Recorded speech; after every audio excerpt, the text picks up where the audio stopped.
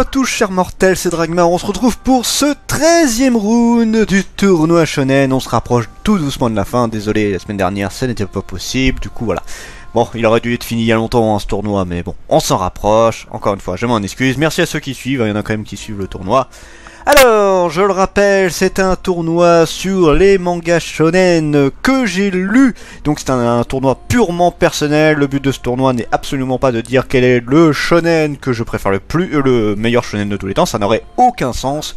Ce tournoi est fait exclusivement pour dire quel est le shonen que moi je préfère selon mes lectures et mes avis par rapport à tout ça, puisque c'est une question qu'on me pose très souvent, quel est le manga que je préfère, chose que je ne sais jamais répondre et ça m'aide à ça.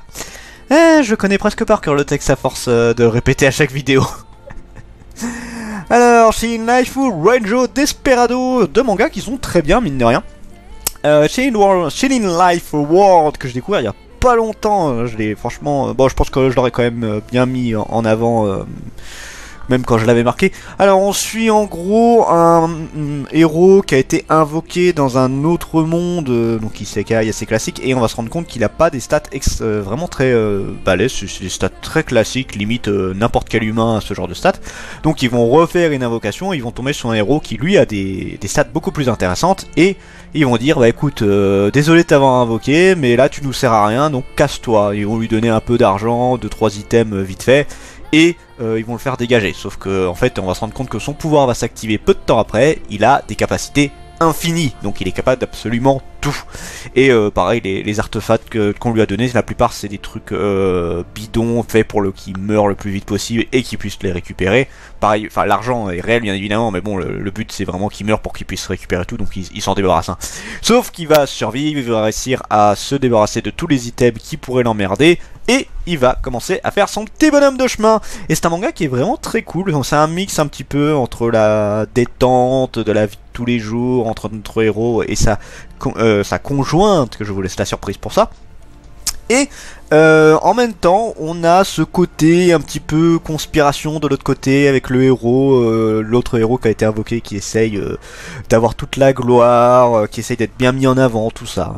C'est vraiment un très très bon manga que je vous conseille énormément. Ranger Desperado, un manga pas très connu. Je pense que très peu de personnes en ont parlé. Alors moi, je l'ai découvert totalement par hasard. Je crois que je l'ai acheté quand il sortait, mais en plus c'était une époque où j'achetais presque tout. Dès que le moindre manga avait un petit potentiel de m'intéresser, j'achetais. Voilà, je me suis bien ruiné avec cette période, mais ouais, je m'étais fait plaisir. Et lui, il en fait partie, mais ça a été une très bonne découverte, et manga que j'ai lu entièrement, qui était super cool. On suit l'histoire d'une jeune fille dans un sorte de western qui est à la recherche du prince charmant, enfin de l'homme de ses rêves en tout cas. Et voilà, elle erre à travers toutes ces régions pour trouver l'homme qui pourrait être le mieux pour elle. Sauf que le problème, c'est qu'elle a un coup de foudre pour presque tous les hommes à partir du moment où ils sont un minimum mignons. Donc c'est pas très très évident, et après souvent elle se rend compte que l'homme en question, même s'il est mignon, souvent il a un gros défaut. Ça peut être un connard, ça peut être un mec qui a 50 femmes, des trucs du genre. Donc voilà. Et en prime, elle est recherchée mort ou vif, avec une très très grosse prime en plus. Et du coup, voilà, c'est elle qui essaye de trouver son être aimé, et les autres qui essaient de la capturer, sauf que elle est très forte, donc ça va pas être facile de l'avoir. Et entre les deux, c'est Shining Life World que je choisis, qui est vraiment très cool. J'arrive pas à le prendre, d'accord. Je vais l'écrire, écoute. Ça m'énerve, pourquoi j'ai pas réussi à le prendre? C'est pas grave.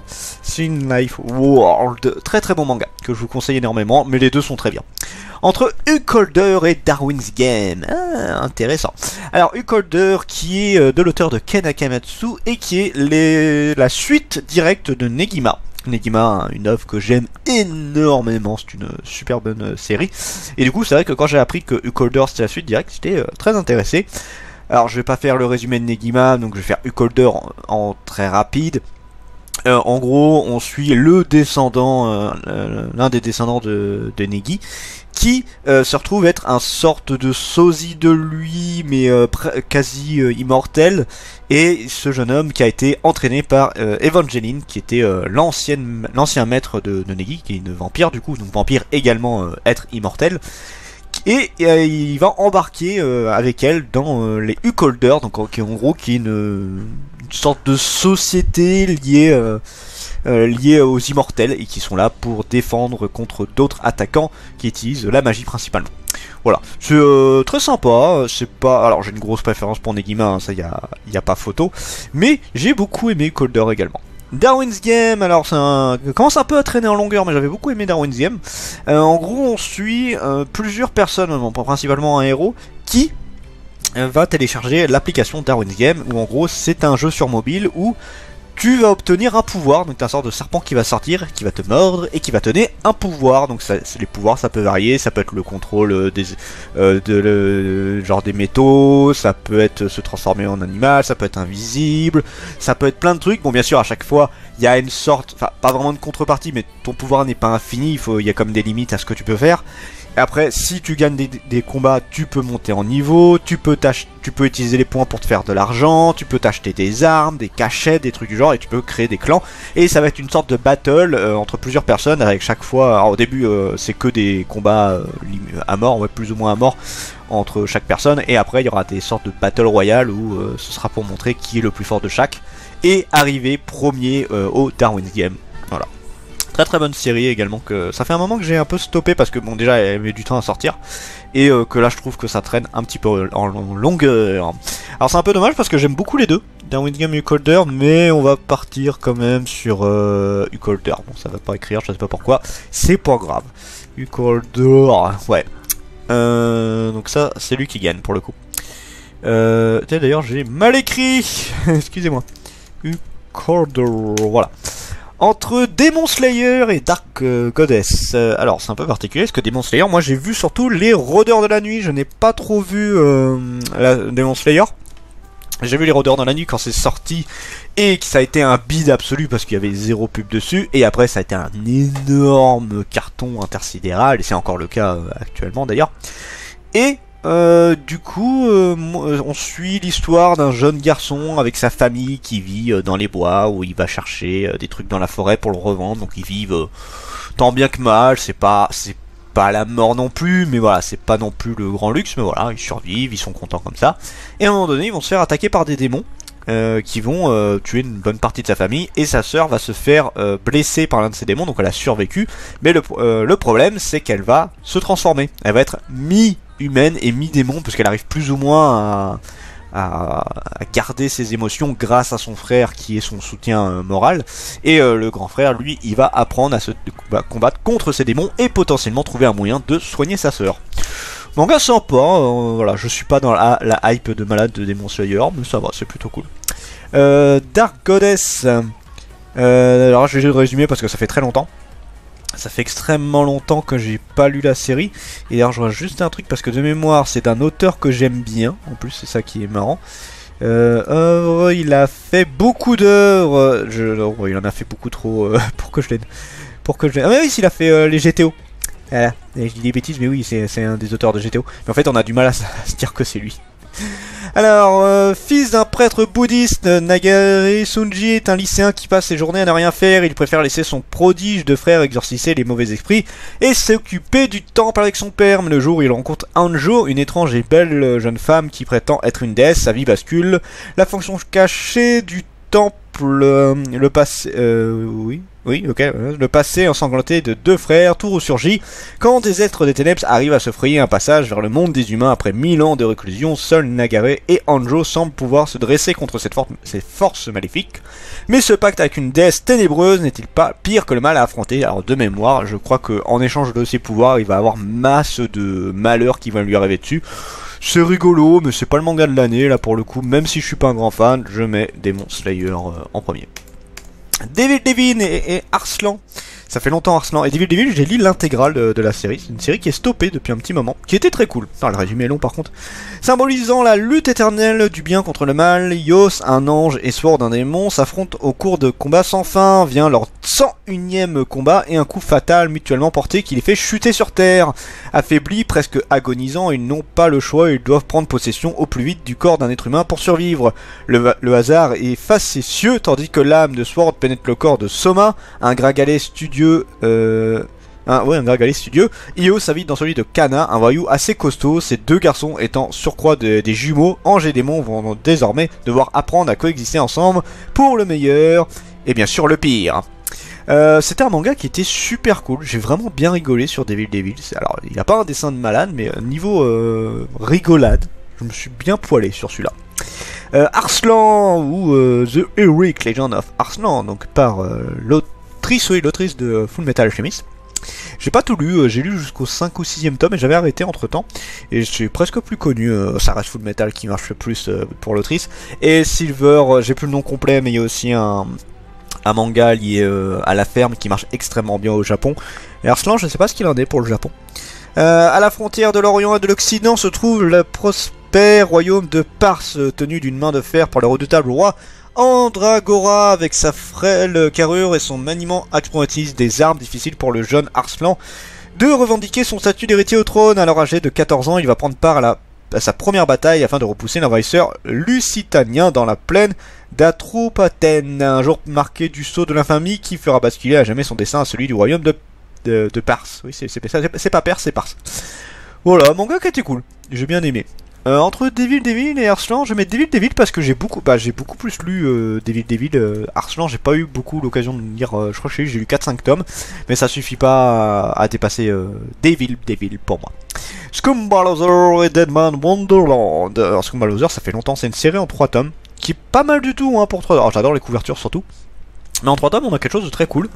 Masahiko est un concurrent sérieux au titre du pire loser de son lycée, de sa ville et peut-être même du pays. Le Scumba Loser, c'est le dernier des nuls. La lie de l'humanité, obsédé, asocial lâche, il n'est sauvé de la honte suprême que par la comparaison avec Yamada, l'autre souffle de l'or de l'établissement. Mais le jour où ce dernier présente à toute la classe des photos de sa prétendue petite amie, Masahiko comprend qu'il est condamné à prendre la première place du classement des losers. Terrorisé à cette idée, il affirme à son tour sortir avec la jolie Haruka Mizusawa, une amie d'enfance. Bien mal lui en prend puisque la demoiselle débarque le lendemain dans son lycée, nouvelle élève fraîchement installée en ville. Pourtant, au grand étonnement de Masahiko, elle déclare qu'elle est bel et bien sa petite amie, ce qui ne soulage pas particulièrement notre loser. Le X, c'est que la véritable Haruka Mizusawa est censée être morte depuis 5 ans. Qui est vraiment la terrifiante nouvelle petite amie de Masahiko et quel est son objectif? Et c'est un manga qui était, je le redis, vraiment très bien. Le résumé suffit parce que c'est très compliqué à expliquer, c'est un très particulier, mais j'avais bien aimé. Deadman Wonderland, comment ne pas en parler de cette merveilleuse série? C'est vraiment une série mais genre exceptionnelle. Malheureusement, l'auteur a fait d'autres séries après que je trouve vraiment catastrophiques. J'ai vraiment pas aimé sa nouvelle série qui est sortie. Mais Deadman Wonderland c'était très cool.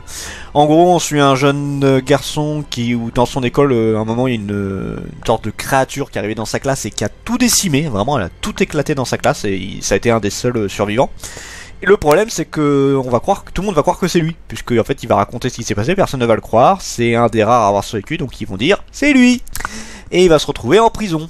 Et voilà. Et il va même devoir se retrouver à faire des sortes... Enfin, au début, ça va être un petit peu la victime de la prison. Et après, il va se retrouver à se rendre compte qu'il a un pouvoir lié au sang. Et il va se retrouver dans une partie spéciale de la prison où c'est plusieurs personnes qui sont capables de maîtriser leur sang avec des degrés de pouvoir très différents. Ils n'utilisent pas du tout de la même manière. Et ça va être des combats entre eux pour savoir un peu qui est le meilleur. Alors, c'est pas volontaire de leur part. Ils ont pas tellement le choix en fait, ils ont plus d'avantages mais ils ont aussi des gros désavantages si jamais ils perdent quelque chose. Donc voilà, c'est vraiment un manga qui est excellent, que je vous conseille vraiment beaucoup, vraiment très bonne série. Pas trop l'animé parce que l'animé était pas ouf, mais là le manga, une pure merveille. Et là clairement il bat Scumba Loser pour moi. Eden Zero ou Enma? Ouh là là, on se demande qui va gagner. Eden Zero, nouveau manga de Hiro Mashima. Et d'ailleurs, je crois que c'est même pas lui qui le fait. Il supervise, si je dis pas de bêtises. Je crois qu'il est sur les dessins, un truc du genre. Mais de mémoire, c'est pas lui qui est totalement sur la série. Si je dis pas de bêtises. Donc Eden Zero, on suit un jeune garçon qui est dans une planète remplie de robots. En fait, c'est un ancien parc d'attractions sur une planète et qui est rempli de robots. Alors, il n'y a plus d'humains du tout sur la planète. C'est un des seuls humains et il cohabite avec les robots. Et à un moment donné, on a une jeune fille qui va arriver un peu par hasard sur cette planète, qui est une bétubeuse, donc youtubeuse mais version manga quoi, et qui est venue comme ça pour faire des vidéos. Et le truc c'est que les robots vont commencer à se révolter et vont faire dégager le jeune homme et la jeune fille pour des raisons que je ne dirai pas. Et ils vont partir à l'aventure, et ils vont essayer de chercher Mother, qui est un petit peu l'esprit de cet univers. Donc voilà, alors tout le monde sait qu'elle existe, mais personne ne sait où elle est, voilà, c'est un peu le gros mystère, et du coup leur objectif ça va être de la trouver. Très très bonne série quand même, j'ai beaucoup rigolé dessus, et c'est dans l'esprit Fairy Tail, tout ça, mais version espace quoi. Alors ensuite nous avons Enma, pas du tout connu Enma, je pense que très peu de gens en ont entendu parler, peut-être via moi parce que ça m'arrive de le mentionner, mais Enma c'est pas du tout une série connue, en plus je l'ai découverte totalement par hasard, ça fait des années que je l'ai, ça va faire plus de 15 ans que j'ai vu la série, je sais plus quel âge j'avais quand je l'ai découvert, mais ça a été l'un des mangas qui m'a fait un petit peu découvrir certaines choses, je vais vous dire après. Alors Enma en gros on suit le roi, alors c'est pas le roi de l'enfer, mais en gros dans la version japonaise on a Enma qui est un petit peu le juge de l'enfer, un des juges de l'enfer, qui dit voilà est-ce que tu vas au paradis ou est-ce que tu vas en enfer, sauf que là en fait il y a beaucoup trop de morts, ça fait des milliers d'années qu'il y a des morts, et du coup il va créer une sorte de poupée qui va avoir une conscience vaguement, hein, en gros il s'est tiré d'un papier, c'est un truc un petit peu particulier dans les mythes japonais, où en gros il a utilisé un papier où il a fait un sort dessus pour créer une fille qui est animée de vie et de sentiments plus ou moins, mais bon elle est pas censée avoir vraiment des sentiments, c'est vraiment plus elle est là pour faire les ordres, et il va l'envoyer à plusieurs époques où il y a eu énormément de meurtres, où c'est des phases où genre des fois il y a eu entre 3000 et 1 million de morts d'un seul coup, faut que j'exagère sur le chiffre mais voilà, beaucoup de morts d'un seul coup, et pour éviter ça, elle va devoir aller à cette époque, trouver quelle est la cause de toute cette mort, et tuer la personne qui a fait ça, pour empêcher qu'il y ait autant de morts, donc ça ferait un mort contre des milliers de morts quoi. Voilà, et en fait au fur et à mesure du manga on va se rendre compte qu'elle va évoluer puisque elle va commencer à... Parce qu'au début elle connaît rien des humains, elle connaît rien des sentiments, elle est vraiment, c'est une nouvelle née mais avec une forme d'ado, on va dire ça comme ça, et en fait elle va évoluer énormément, et ça a été l'un des premiers mangas qui m'a mis une claque monumentale, parce que bon je lisais beaucoup les grosses séries, les Dragon Ball, Fairy Tail, One Piece, ces trucs du genre, et ça a été le manga qui m'a fait comprendre et prendre conscience qu'il y a des mangas qui sont pas du tout connus, qui peuvent être extraordinaires. Et c'est vraiment à partir de ce manga-là que j'ai commencé à chercher beaucoup plus de séries moins connues et qui m'ont mis des sacrées claques. Donc je pense que vous l'avez deviné, c'est Enma qui gagne de très loin. J'adore Eden Zero, mais alors Enma ça a été une grosse partie de mon changement de lecture manga, et il a toujours une grosse influence sur moi là-dessus. Donc je ne peux pas le mettre, et même d'un point sur les deux scénarios, je préfère largement Enma. The Irregular at Magic High School, alors en plus c'est en plusieurs arcs cette série là, donc là je vais faire un résumé rapide celui-là. En gros on suit un jeune homme et une jeune fille qui vont dans une école spécialisée par des élèves qui ont des sortes de pouvoirs psychiques plus ou moins, donc ils utilisent des sortes d'incantations ou des pistolets, des trucs du genre en rapport avec le psychique et tout, et on va se rendre compte en fait que alors la jeune fille, donc qui est la sœur du héros, elle est extrêmement, elle a une puissance assez abusée. Le héros lui c'est pas la même chose, il a beaucoup de soucis vis-à-vis de ses pouvoirs, mais il est très intelligent et il est très doué. C'est pas le même degré, on a vraiment genre la fille qui elle a une puissance incommensurable et qui maîtrise très bien ses pouvoirs, et l'autre qui lui c'est tout l'inverse, il est pas forcément très doué, il a pas forcément une très grande puissance, mais il a une compréhension en tout cas de cette manière de se battre qui est beaucoup plus balèze que les autres. Voilà, et le truc c'est que lui il va être mis dans la classe des moins bien vus parce que bah voilà il a pas eu des très bons résultats alors que pourtant il est très fort, et sa sœur elle dans les très bons, et ça va être un peu une discrimination vis-à-vis de ceux qui sont en haut des classes et ceux qui sont en bas. Voilà. Ensuite nous avons Aria, un manga que j'ai redécouvert via la nouvelle édition. J'ai pas encore tout pris de Aria, j'aimerais bien rattraper ce qui me manque. Alors Aria en gros on suit une jeune fille qui va arriver, alors je sais plus si c'est sur Mars, je sais plus c'est quoi la planète, mais en gros elle va devenir un petit peu une vénitienne, j'ai plus le nom exact mais c'est ceux qui utilisent les gondoles à Venise, donc c'est un petit peu le même style parce que là on est dans une ville qui ressemble plus ou moins à Venise, qui utilise le même principe, je crois pas que c'est Venise de base, et elle va devenir l'une, alors c'est une sirène si je vais dire, c'est le nom du poste en tout cas qu'elle est, et elle va devoir bah, juste conduire les gens. Elle va déjà passer un examen vis-à-vis de ça. Elle va essayer de monter en grade parce que plus t'as de grade, plus t'as de liberté. Genre, bah, on te laisse naviguer tout seul, on te laisse aller plus loin, on te laisse avoir plus de clients, ce genre de trucs là. Voilà, et elle va monter les grades au fur et à mesure et on va visiter cet endroit. Et en fait, c'est un manga qui est extrêmement beau à regarder. C'est des super beaux décors, c'est très agréable à regarder. C'est une belle petite fraîcheur ce manga là. Et alors, pour ce qui est du scénario, c'est assez classique, hein, c'est la vie de tous les jours plus ou moins avec des trucs rigolos, sympatoches à voir, voilà. C'est pas un scénario de taré, mais c'est vraiment fait pour être contemplé. Et là, je mets Aria, qui est vraiment très très beau. Alors, The Isolator, manga qui est fini en 4 tomes, et qui est pas sorti entièrement. C'est possible. Ah non, si, j'ai l'impression... Si, il est déjà sorti. Je me rappelle presque plus, Isolator. Il m'avait pas marqué plus que ça. Août 2019, pour la première fois, l'humanité entre en contact avec des entités organiques extraterrestres. Ces orbes appelés Shield Eyes confèrent des pouvoirs que la science ne peut expliquer à ceux qui les touchent. Se déplacer plus vite que le son, avoir des dents capables de tout transpercer. Minoru Utsugi, un garçon de 17 ans, a aussi obtenu une capacité conformément à son seul désir. Il a reçu le pouvoir de la solitude absolue. Et je sais plus du tout c'est quoi. Je crois qu'il peut devenir invisible ou un truc du genre. J'ai plus sa capacité. Et c'est un manga qui était pas mal, mais sans plus. Moi, c'était pas exceptionnel. C'était un manga quoi. Angry Mary, pareil. Alors oui, je l'ai même pas fini. Je crois que j'ai lu que 2 tomes. Il m'a pas marqué du tout.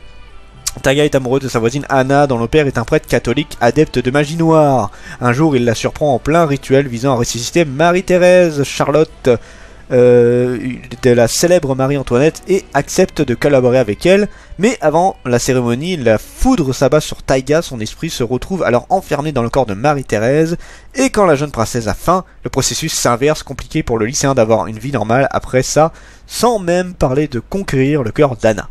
Voilà, et il m'a pas du tout marqué le manga, donc là il n'y a pas d'hésitation, c'est The Isolator, et encore une fois c'est pas un manga qui m'a beaucoup marqué, là c'est juste qu'entre les deux, voilà, hein.